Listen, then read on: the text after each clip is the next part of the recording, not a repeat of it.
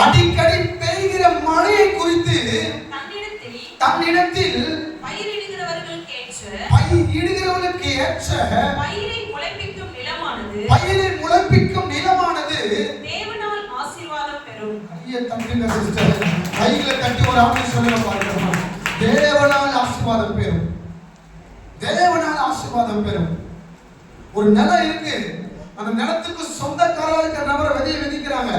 அந்த விதைக்கும் அந்த நிலத்துக்கு சொந்தக்காரா இருக்கிற அந்த நபருக்கும் தேவனால ஒரு மழை வரும் என்று எதிர்பார்த்து தேவனால அந்த விதை விதைச்சவர், அந்த நிலம், அந்த விதை, இது மூன்றுமே தேவனால ஆசீர்வாதம் பெற்றுக் கொள்கிறார். அப்படி என்றால் உங்களுக்கு மதில் சுவரா இருக்கிற ஒரு சாதாரண நபர் அல்ல.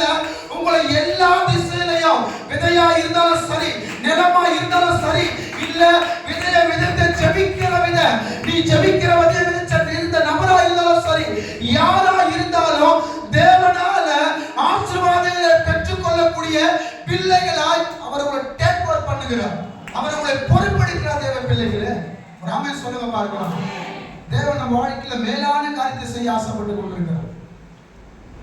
ஆண்டவர் முதல்ல அற்புதம் செய்யறோம் தெரியாம அற்புதம் கர்த்தரை அடிமை கொண்டு செய்த முதல் அற்புதம் தெரியுமா? 7 மாதத்துல கர்ப்பத்துல செத்து போன குழந்தை உயிரோடு எழுப்பினது. கேஜ பகுதியில ஒரு சபையில பிரசங்கம் பண்ணிட்டு இருக்கும் போது கர்த்தர் ஒரு பேரை வெளிப்படுத்தினார். அந்த பேரை வெளிப்படுத்தி ஒரு அக்காவுடைய தங்கச்சி, அவங்க ஹாஸ்பிட்டல் இருக்கிறாங்க, குழந்தை செத்து போச்சு, அதை அபார்ட் பண்ணணும், உங்களுடைய கர்ப்பப்பையை கிளீன் பண்ண சொல்லிக்கிறாங்க, கடனுக்கு தெளிவா காண்பிக்கிறார், அற்புதம் நடக்குதுன்னு சொல்லி ஜெபிச்சு யாருமே தெரியாது. ஓடி வந்தாங்க, சபைக்குள்ள ஓடி வந்து கீழே விழுந்து அழுதாங்க. அவங்க ஹாஸ்பிட்டலுக்கு போனாங்க.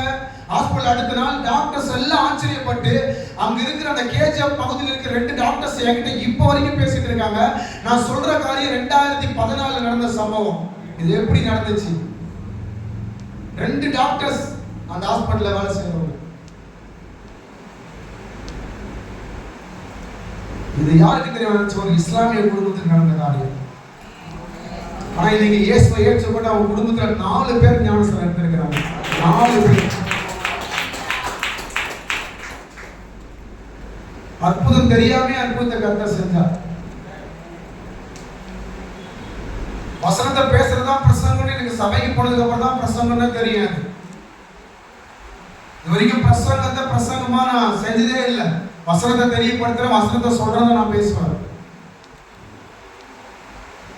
இங்க வசனம் அழகா சொல்லுகிறது, தேவனால ஆசீர்வாதம் பெற்றுக்கொள்வோம்.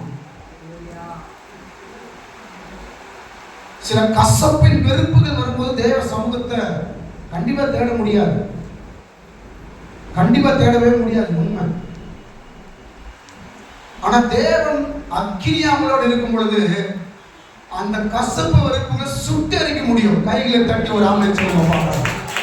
உங்களுக்கு தேவன் உங்கள் மத்தியில் இருக்கிறார் என்பதை மறந்து போகாதீங்க. ஆண்டவராகிய தேவன் உங்களுக்குள்ள வல்லமையா இருக்கிறார் என்பதை நீங்க மறந்து போகாதீங்க. எத்தனை பேருக்கு தெரியும் நம்முடைய சபையில தேவன் இந்த காரியத்தை செய்ய போறாரு? எத்தனை பேருக்கு தெரியும்